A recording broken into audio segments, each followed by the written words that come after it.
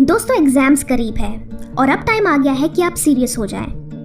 जो भी समय आपके पास बचा है उसे आप कैसे मैनेज करते हो और अगले कुछ हफ्तों में अपनी स्टडीज को कैसे प्लान आउट करते हो, वही डिसाइड करेगा कि एग्जाम डेट पर आपकी परफॉर्मेंस कैसी होगी।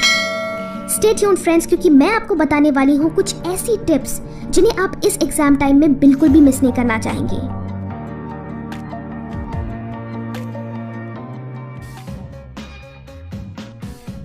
नंबर 1, किसी भी युद्ध में जाने से पहले एक रणनीति की जरूरत होती है और आपके आने वाले एग्जाम्स किसी युद्ध से कम नहीं है। सो इस महायुद्ध में जाने से पहले आपको एक रणनीति बनानी है, स्ट्रैटेजी बनानी है, जिसे हम स्टडी प्लान कहते हैं। सो सबसे पहले तो कैलेंडर उठाओ और युद्ध का दिन घोषित करो, यानी मार्क करो। उस दिन से लेकर जो भी गिने चुने दिन बचे हैं उन्हें काउंट करो। इट्स ओके, घबराओ मत, काउंट करो और अकॉर्डिंगली अपने बचे हुए सिलेबस को डिवाइड करो। डिपेंडिंग अपॉन कि कौन सा सब्जेक्ट टाइम कंज्यूमिंग है, इजी है या स्कोरिंग है, उन्हें अकॉर्डिंगली उतना टाइम अलॉट करो।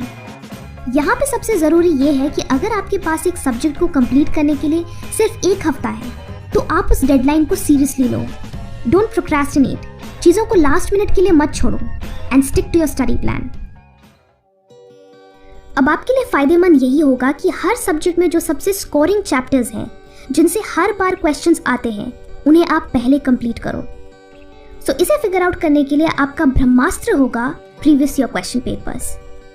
पहली बात, प्रीवियस ईयर क्वेश्चंस को कभी अंडर एस्टिमेट मत करना। जो बच्चे सोचते हैं कि नहीं मैं तो पूरी बुक पढ़ के जाऊंगा, मुझे तो प्रीवियस ईयर क्वेश्चंस की ज़रूरत ही नहीं, उन्हें मैं बोलना चाहूँगी all the best, that's it. Previous year questions असल में एक टूल है जिससे आप टॉप मार्क्स स्कोर कर सकते हैं, बिकॉज तब आपका ध्यान पूरी बुक को पढ़ने में नहीं, सिर्फ वही पढ़ने में होगा जो एग्जाम पॉइंट ऑफ व्यू से इंपॉर्टेंट है। आपका ब्रेन लेस क्राउडेड होगा एंड आप एग्जाम के दिन इंपॉर्टेंट चीज़ों को याद रख पाएंगे। सो एटलीस्ट लास्ट 5 इयर्स के प्रीवियस ईयर क्वेश्चन स्कैन करो एंड फिगर आउट कि आपका फोकस किन एरियाज में ज़्यादा होना चाहिए। Number 4, prioritise sleep. लुक, अगर आपको लगता है कि आप लगातार 12 घंटे 16 घंटे पढ़ोगे एंड आप एग्जाम में अच्छा परफॉर्म करोगे, देन यू आर रॉन्ग। इससे आप mostly irritated, distracted and burned out feel करोगे। ब्रेन को इन्फॉर्मेशन अब्सॉर्ब करने में टाइम लगता है, इसलिए साइंटिस्ट रेकमेंड करते हैं कि स्टूडेंट्स को एक बार में सब कुछ पढ़ने के बजाय थोड़ी देर पढ़ना चाहिए, फिर एक छोटा स्लीप ब्रेक लेना चाहिए और फिर पढ़ाई कंटिन्यू करनी चाहिए, यानी स्टडी स्लीप स्टडी।